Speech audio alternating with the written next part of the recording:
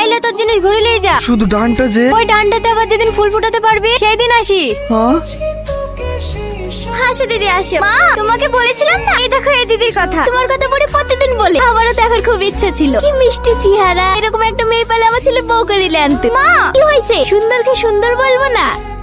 মার কথা কিছু মনে করো না দিদি, মা ওইরকম। চলো দিদি কেক কেটে লেগে।